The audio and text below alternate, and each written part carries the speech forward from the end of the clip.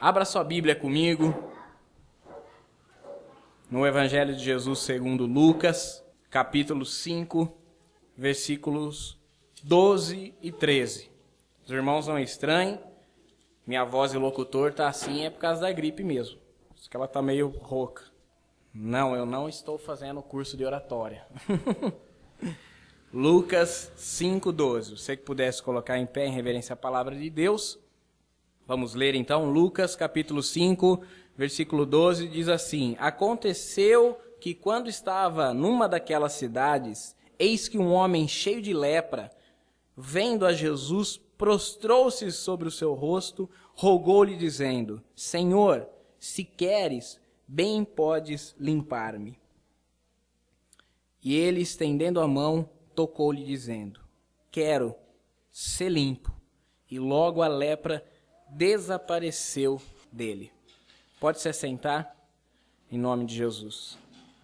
A Igreja Evangélica Brasileira, irmãos, ela vem passando nesses últimos anos por um processo cada vez mais sério, cada vez mais irreversível de divórcio com a sã doutrina bíblica. A cada dia mais e mais, os líderes das mais diversas denominações evangélicas que existem, eles têm se afastado mais e mais da verdade bíblica.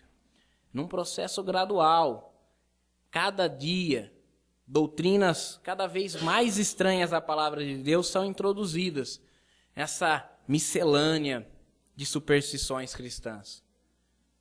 Andar no sal grosso, ungir objetos, fazer confissão positiva, mas, sem dúvida nenhuma, a que tem ganhado mais espaço e tem dominado mais o ambiente do culto nas igrejas é a determinação, a confissão positiva. Mas será que há fundamentação bíblica na doutrina da determinação? Será que é o padrão bíblico de oração a confissão positiva, a determinação? Então, para você que não está familiarizado com esse termo que eu usei, confissão positiva ou determinação, do que se trata isso? É uma doutrina que diz que a palavra tem poder. Aí você vai dizer para mim: Tiago, mas é verdade, a palavra tem poder. A palavra sim tem poder. A palavra de Deus tem poder. Aquilo que Deus determinou tem poder de acontecer. Jesus disse: passarão os céus e a terra, mas a minha palavra não passará. Essa palavra, aquela ordenada por Jesus, essa tem poder. A palavra que sai da minha boca também tem poder? Também tem poder. Uma palavra de ofensa tem poder de entristecer a outra pessoa e de repente pôr por terra uma série de coisas que eu construí ao longo do tempo. Tem. A palavra que sai da minha boca também tem poder. Mas o que é perverso, o que é imoral nessa doutrina é que eles afirmam que tudo que eu confesso positivamente vai acontecer. Mas isso nunca no sentido emocional, nunca no sentido espiritual. Na grande maioria, na grande esmagadora maioria das vezes, tem sentido material. É eu trocar de emprego, é eu comprar uma casa, é eu comprar um carro novo, ou eu me casar, seja lá o que for. Eles teimam em ensinar que se eu confessar positivamente que eu terei aquilo, eu o terei. Por quê? Porque a palavra tem poder. Mas isso não é o padrão bíblico de oração. E nós acabamos de ler aqui no texto de Lucas, o padrão bíblico, ele é diferente. A súplica é o padrão bíblico de oração. A súplica é a maneira correta de se achegar diante de Deus. E eu quero compartilhar com vocês alguns exemplos de súplicas que deram certo. A primeira, é lógico, a do leproso, onde ele diz: se queres, pode me limpar. Quando o leproso tem esse diálogo com Jesus, ele primeiramente reconhece a soberania de Jesus no que diz respeito a fazer o milagre que ele desejava. Ele diz: se queres, podes me limpar.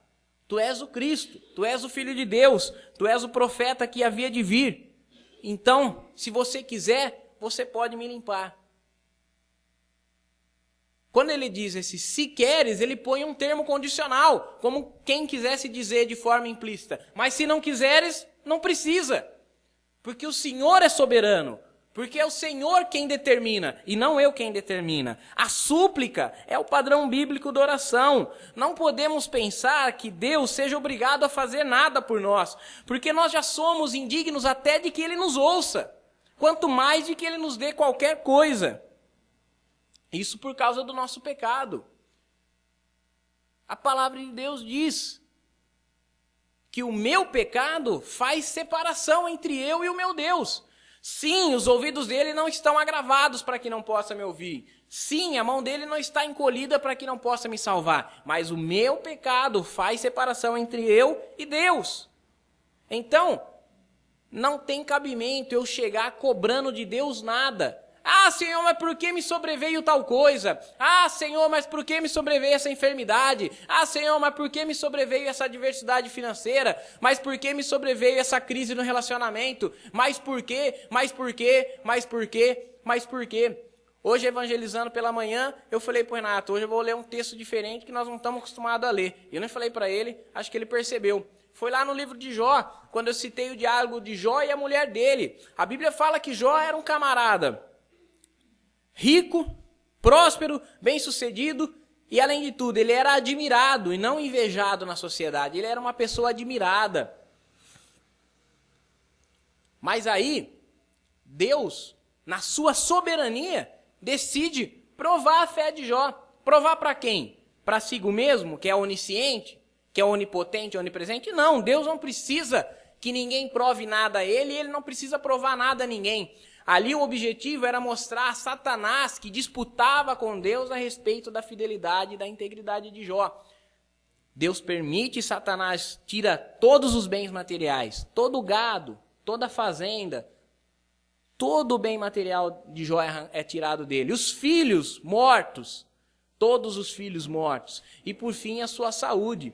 Mas Jó faz duas confissões. Essas são as confissões positivas. E você vai ver que não tem nada a ver com a determinação, não tem nada a ver com essa oração de impor a restauração, impor a restituição. E quais são as confissões que Jó faz? A primeira, ele disse: nu eu vim do ventre da minha mãe e nu para lá tornarei. Deus deu e Deus tirou. Louvado seja o nome do Senhor. E a segunda confissão, quando a sua esposa chega diante dele e diz assim, ele já enfermo, já tomado de úlceras, de tumores, de lepra, se coçando com um caco de telha, assentado sobre cinzas, para tentar amenizar a sua dor física, sua mulher chega diante dele e fala assim, ainda permaneces íntegro? Amaldiçoa esse teu Deus e morre. E ele fala para ela, como uma louca qualquer tu falas, porque nós recebemos o bem de Deus e agora não queremos receber o mal? Ah, legal, servir a Jesus, ir na igreja, ler a Bíblia, fazer orações é legal quando minha família tem saúde, quando eu tenho dinheiro no bolso. Aí é fácil, meu irmão, é fácil ser bacana, ser gente fina com dinheiro no bolso. Agora, servir a Deus é servir a Deus no dia de sol e no dia de chuva. Servir a Deus é servir a Deus no dia da saúde e no dia da enfermidade, no dia da prosperidade e no dia da adversidade. Até com seu esposo, até com a sua esposa você faz votos nesse sentido. Você não diz que vai amá-lo, respeitá-lo na saúde, na enfermidade, na prosperidade e na adversidade, até que a morte os separe? A aliança que Deus tem conosco, ela é comparada nas Escrituras com a aliança matrimonial, só que com muito mais relevância, porque é o Deus eterno e santo quem quis fazer aliança comigo. Então, meus irmãos, eu sou indigno de que Deus sequer me ouça. O meu pecado me torna incapaz de que Ele me ouça. Mas aí entra a graça e a misericórdia de Deus. A graça e a misericórdia de Deus, ela nos alcançam. Não fui eu que alcancei graça. Não fui eu que alcancei misericórdia. Foi ela quem me alcançou. Tudo que eu tenho, tudo que Deus me dá, Ele me dá por graça e misericórdia. E nunca por mérito próprio. Se eu tenho saúde, foi pela graça de Deus. Se eu tenho um emprego, pela graça de Deus. Se eu tenho filhos, pela graça de Deus. E se eu não tenho, pela graça de Deus. Porque Ele sabe qual é o melhor para mim. Ele sabe até quanto eu posso ter, ele sabe aonde eu posso ir, ele sabe aonde eu posso estar sem que eu me esqueça dele. Segundo exemplo, Jesus suplicou. Ainda aí no Evangelho de Lucas, agora você vai abrir lá no capítulo 22. Nós vamos ver que o próprio Jesus suplicou. Lucas 22, no versículo 42, diz assim, dizendo: Pai, se queres, passa de mim esse cálice. Todavia não se faça a minha vontade, mas a tua. Entra de novo, a mesma sentença, se queres, se queres. No entanto, não se faça a minha vontade. Jesus nos ensinou pelo exemplo. Ele, sendo Deus com o Pai, orou claramente que se Deus quisesse tirar dele aquela responsabilidade, no entanto, não prevalecesse a sua vontade, mas o propósito de Deus. Será que nós estamos dispostos na nossa oração frustrar os nossos planos, frustrar as nossas projeções, para que a vontade de Deus se cumpra?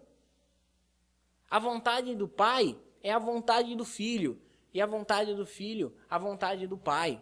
Será que nós os enquadramos nisso? Não adianta, meu irmão, eu orar horas e horas a fio algo que não é a vontade de Deus. Não adianta eu orar algo que Deus não quer para mim. Esses dias conversando na internet com um irmãozinho lá de Minas Gerais, ele disse assim: Tiago, eu oro tanto a Deus, quero ser um empresário bem-sucedido porque eu quero ajudar as pessoas. Eu quero fundar uma associação para cuidar de moradores de ruas. Eu falei: irmão, peraí. Você quer ser rico para ajudar as pessoas? Ou você quer ajudar as pessoas? Ele não gostou muito do que eu falei para ele. Eu falei: Deus quer que você ajude as pessoas com o que você tem. E não que você precise ter algo para passar a ajudar algumas pessoas. Jesus disse que você já tendo 2 trocas de roupa, você já deve dar uma a quem não tem nada. Então não é preciso esperar ser um empresário. Eu falei: se você acha que se você for rico no futuro, ok, trabalhe, estude, você vai ganhar dinheiro do suor do seu trabalho. Isso é a coisa mais honesta, mais linda, mais admirável numa pessoa. Pega nos livros, estuda, faz uma faculdade, presta um concurso, ganhe dinheiro, monte uma empresa com honestidade. Deus não quer que você não faça isso, desde que seja com honestidade. Isso está dentro das Escrituras. Agora, qual é o objetivo final? Ajudar as pessoas? Ou o objetivo final é ganhar dinheiro? Se o objetivo final é ajudar pessoas, você não precisa ganhar dinheiro para começar a ajudar as pessoas. Há um dado interessante, que todos os cristãos do mundo gastam 6 vezes mais o seu dinheiro ao longo do ano bebendo Coca-Cola do que investindo em missões, por exemplo. Quanto do seu salário, quanto do seu dinheiro particular, da sua oferta, sei lá o quê, você investe em missões? Missões, meu irmão, não é só lá na África, só lá no... Não. Quanto do seu dinheiro você investe, você faz uma doação para o nosso lar, para a casa da criança, para o asilo, para o hospital Amaral Carvalho, sei lá o quê. Quanto? Ah, Tiago, X. E quanto você bebe em Coca-Cola? Por que eu estou falando de Coca-Cola? Porque enquanto a Coca-Cola custa R$5, o refrigerante convencional custa 3. Então você está colocando, vamos dizer aqui, falando bem nos valores, R$2 num luxo, né? Para satisfazer você trabalha 22 dias por mês. Eu não estou aqui para falar que você não pode. Se você prefere beber Pepsi, beba Pepsi, Coca-Cola, Coca-Cola. Se você quer beber suco de uva puro, que custa R$12, me convida que eu também gosto de beber esse trem aí. Não estou falando que você não pode fazer isso, pode fazer isso. Agora, não adianta você com hipocrisia, você com mediocridade orar a Deus dizendo: ai Senhor, se eu fosse rico eu faria tal coisa. Quando esse não é o objetivo verdadeiro. Quando o objetivo verdadeiro é só satisfazer a sua carne. Terceiro exemplo de oração, de súplica. 2 Coríntios 12.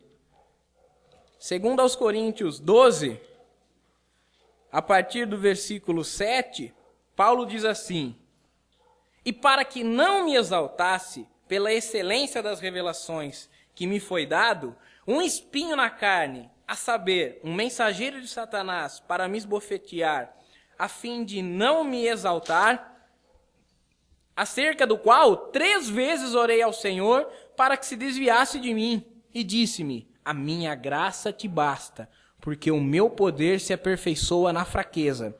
De boa vontade, pois, me gloriarei nas minhas fraquezas, para que em mim habite o poder de Cristo. Por isso sinto prazer nas fraquezas, nas injúrias, nas necessidades, nas perseguições, nas angústias, por amor de Cristo, porque quando estou fraco, então estou forte. Isso é universal, meu irmão? Isso é um negócio que funciona com todo cristão? Também não é. Eu não estou aqui pregando o autoflagelo, a automutilação, a penitência. Não, nada disso. Isso funcionava com Paulo. Paulo havia adquirido uma experiência com Deus no nível emocional e espiritual que estava acima das outras pessoas. E Deus sabia que o lado humano e carnal de Paulo poderia muito bem se exaltar, se ensoberbecer. Então Deus põe um mal na vida de Paulo. Mas Deus faz o mal, Tiago? Não! E por que Deus põe um mal na vida de Paulo? Aparentemente era um mal, mas na verdade aquele mal, entre aspas, produziria um bem. Que bem? Impedir que Paulo se ensoberbecesse. Por quê? Porque Deus rejeita o soberbo. Então aquele mal sobreveio sobre a vida de Paulo para causar-lhe um bem.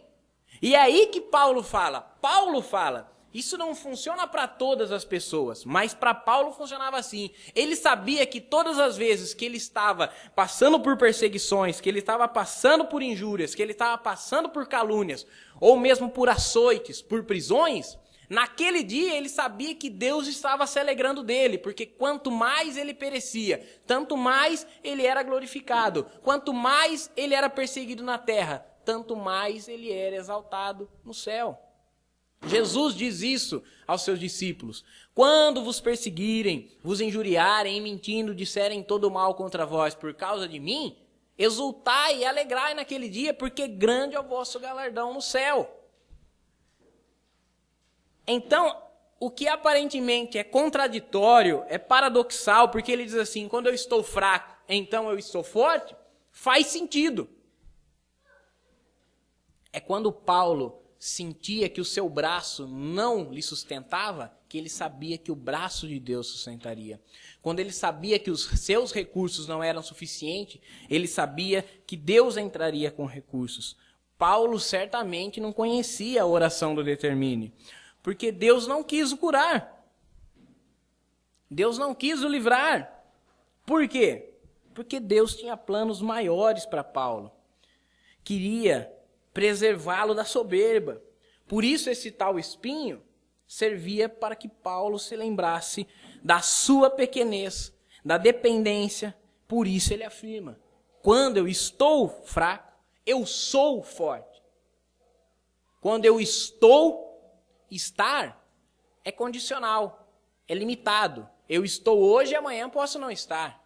Eu estou hoje onde posso não ter estado. Mas ser é definitivo. Quando eu estou fraco, não é todos os dias, eu sou forte. Aí é todos os dias. Em Cristo, todos os dias. Por causa do amor de Cristo. Quero convidar você também para observar o modelo de oração que Tiago nos apresenta.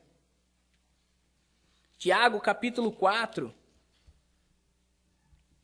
versículo 3 e versículo 13 a 16, diz assim: pedis e não recebeis, porque pedis mal, para gastardes em vossos deleites.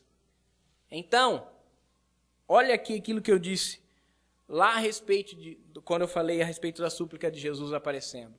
Por que é que a pessoa pede e não recebe? Porque ela não pede a vontade de Deus, como Jesus disse, mas seja feita a tua vontade. A pessoa pede a sua própria vontade. Por isso não recebe. Pede e não recebe porque pede mal. Pede pensando em gastar no seu próprio deleite, no seu próprio prazer. Então não recebe, porque Deus não está interessado no seu prazer, no seu deleite. Deus está interessado naquilo que é a vontade dele e que você aprenda a ter prazer na vontade dele. Descubra o prazer de fazer a vontade dele. Versículo 13 agora. Ei, agora vós que dizeis, hoje ou amanhã iremos para tal cidade e lá passaremos um ano e contrataremos e ganharemos? Digo-vos que não sabeis o que acontecerá amanhã. Porque que é a vossa vida? É um vapor que se aparece por um pouco e depois se desvanece.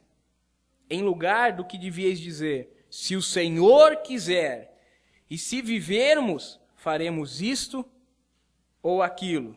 Mas agora vos gloriais em vossas presunções. Toda glória tal como esta é maligna. Então, Tiago está dizendo que a confissão positiva é maligna. Essa doutrina vem do diabo, é doutrina de demônio.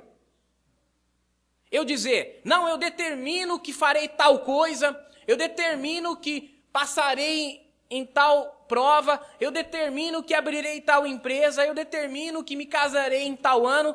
Paulo fala que essas presunções são malignas e que não tem nada de divino. A minha oração deve ser, se Deus quiser, e se eu viver até lá, eu farei isso, isso e aquilo. Sabendo que eu estou planejando hoje para daqui a algum tempo, e se não for a vontade de Deus, não vai acontecer, e eu posso nem estar vivo até lá. Na carta de Tiago. Por quê? Porque ele me compara a um vapor. A vida do ser humano é dessa maneira. É como uma erva, é como uma planta que nasce hoje, amanhã vira pasto, amanhã vira esterco. Essa é a nossa vida. Quantas vezes nós não vemos pessoas jovens, pessoas promissoras, pessoas bem queridas na sociedade, no nosso meio, no nosso ciclo social, na nossa família, que se vão cedo. E aí você diz, nossa, mas ele era uma pessoa tão excelente, tinha tudo para ser isso, isso e aquilo. Pois é, e não foi, porque a vida do ser humano é frágil. A vida do ser humano, ela tem um valor que só é verdadeiro em espírito, porque fisicamente não vale nada. Lógico, volto a dizer, não estou aqui em momento nenhum dizendo que nós temos que ser conformista, que diante de uma adversidade, que diante de um problema, diante de uma enfermidade, eu deva abaixar a guarda e aceitá-la e recebê-la. Não, mas eu tenho que fazer, por exemplo, como fez Paulo. Paulo orou a respeito daquilo. Paulo se sentiu incomodado com aquele tal espinho na carne. Só que ao orar, ele recebeu uma resposta de Deus. Paulo, a minha graça te basta. Enfim, Deus vai te dar resposta das situações adversas que te incomodam, que não te fazem bem, que te fazem desgostoso. E quando você receber essa resposta, você só precisa estar na mesma comunhão que esteve Paulo para dizer, não, eu entendi, eu aceito e vou aprender a ter prazer na vontade de Deus. E se a vontade de Deus te for que você vire a mesa, lembra de Jó. Passou um tempo, ele passou por aquele mal. Porém, Deus restituiu tudo em dobro. Mas se for a vontade como foi na de Paulo, aprenda a se gloriar nas fraquezas e a ser feliz nas perseguições. Tiago é certamente outro que não ia nas igrejas neopentecostais porque ele não conhecia o determine. Ao contrário, ele orienta o crente a confessar que se Deus quiser e coisa e tal. Abra sua Bíblia, Mateus capítulo 21, versículo 22. Esse é um dos textos que os que são adeptos da confissão positiva, do determinar isso, determinar aquilo, se utilizam. Mateus 21, versículo 22 diz assim, e tudo quanto pedires em oração, crendo, recebereis. Olha que bacana. Tudo que eu pedir na minha oração, crendo, eu recebo. Se eu ler esse versículo isoladamente, eu falo, beleza, vou pedir isso, isso, isso, aquilo. Por mais altruístas, por mais bem intencionadas, por mais Admiráveis que sejam as minhas intenções, já diz o ditado popular que de boas intenções o inferno está cheio. Então eu leio esse texto e falo, opa, que bacana. Uma interpretação egocêntrica, antropocêntrica, que põe o ser humano, o eu, o homem no centro da atenção e não Deus, traz um falso alicerce para a doutrina do determine. Mas o que nós vemos no exemplo de Jesus, dos apóstolos, é que os líderes das igrejas têm ensinado uma doutrina estranha, que realmente coloca Deus contra a parede. Com um discurso egoísta, eles se tornam servos com S maiúsculo. Servos que querem mais ser servidos do que servir. Só compensa servir a Deus se eu sou retribuído em bandeja de ouro. Só compensa ir na igreja se eu recebo bênçãos. Senão eu fico na minha casa. Ir na igreja para permanecer doente como eu fico na minha casa. Ir na igreja para permanecer com o salário que eu fico na minha casa. Ir na igreja para ver o meu filho continuar andando nos caminhos tortuosos que ele está, eu fico em casa. Não é assim que funciona. Eu não sirvo a Deus por aquilo que Ele pode me dar. Eu sirvo a Deus somente por aquilo que Ele já me deu, que foi a salvação em Jesus Cristo. E eu não sirvo a Deus porque eu estou disposto a servi-lo. Mas eu sirvo a Deus porque pelo Espírito Santo eu sou constrangido a servi-lo de bom grado e sabendo que a vontade dEle é muito melhor do que a minha. Qualquer oração que não traz Cristo ao centro da atenção, qualquer oração que não tenha a vontade de Deus como centro, mas que tenha a vontade do homem, então ela não é cristocêntrica, ela é egocêntrica, ela é antropocêntrica. Todas essas orações, meus irmãos, não passam de vago discurso humano e maligno, sem relevância, sem efeito, que não alcança Deus e que não atrai suas bênçãos. Como disse Martinho Lutero, qualquer doutrina que não se encaixe nas Escrituras deve ser rejeitada, ainda que faça chover milagres todos os dias. Não interessa se pôr o sal grosso atrás da porta está dando certo. Está na Bíblia? Não está. Então, isso não deve ser feito por aqueles que buscam agradar a vontade de Deus. Ou seja, sinais e milagres não são evidências da bênção de Deus. Também Jesus disse, e farão tão grandes sinais e maravilhas que, se possível fora, enganariam até os escolhidos. Fazer milagre não está associado a ser aprovado por Deus. Milagre, demônio também faz. E nos últimos dias da igreja na terra, Jesus disse que faria maiores do que os santos, a ponto de enganar até os escolhidos, se fosse possível. Graças a Deus que não é possível. Mas se as nossas orações particulares e no íntimo do nosso ser forem sempre reconhecendo a soberania de Deus em nos atender no que for a sua vontade, então tudo que nos sobrevier será o melhor do que Deus permitiu nos acontecer, isso, fiel e seguramente. Eu prefiro ficar com a segurança. Eu prefiro ficar com a fidelidade. Eu devo aprender a me contentar com o que eu tenho, com o que eu sou e onde eu estou. Porque seguramente essa é a vontade de Deus para mim, pelo menos hoje. E se Deus quiser e Ele permitir, e eu viver até lá, para ter coisas melhores, coisas mais agradáveis do ponto de vista humano e terreno, que seja assim. Mas se for a vontade de Deus, que eu seja entregue por libação, que eu seja entregue por sacrifício, para que o nome dele seja glorificado, então eu só peço para que ele me capacite a suportar essas pressões. Porque realmente o espírito está pronto, mas a carne é fraca. Então nós devemos orar para que Deus nos capacite e edifique nesses propósitos. Meu irmão, eu quero orar com você agora. Talvez você tenha coisas que estejam desagradando. Talvez tenha coisas que você tem pedido a Deus. Coloque em pé já. Talvez tenha coisas que Deus permitiu na sua vida e que você não entende por que permitiu. Eu não quero que você ore contra essas coisas simplesmente. Quero que você ore contra essas coisas também. Mas eu quero que primeiramente você ore para que Deus fale, mostre qual o propósito disso ter acontecido, disso estar acontecendo, dessa permissão de Deus. Eu devo sair disso? Eu devo aprender a glorificar a Deus nisso?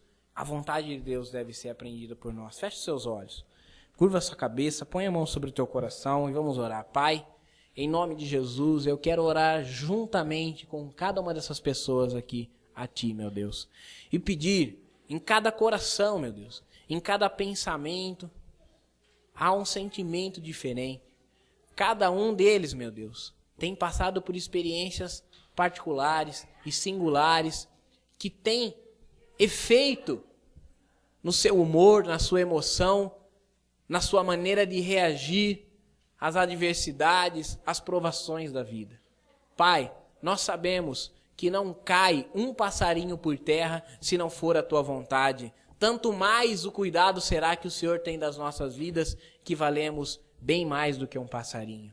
No entanto, meu Deus, nós somos humanos, somos limitados, somos falhos e temos uma grande dificuldade em descobrir qual é a Tua vontade, em aceitar, ó Deus, as Tuas provações e buscar nelas a forma de glorificar o Teu nome através das nossas vidas. Eu te peço que sobre cada coração repouse uma certeza, sobre cada coração repouse uma ansiedade, uma necessidade de buscar a Tua vontade, de buscar o conhecimento dos Teus propósitos, para que eles saibam quando isso passará e se isso passará e como isso glorificará o Teu nome.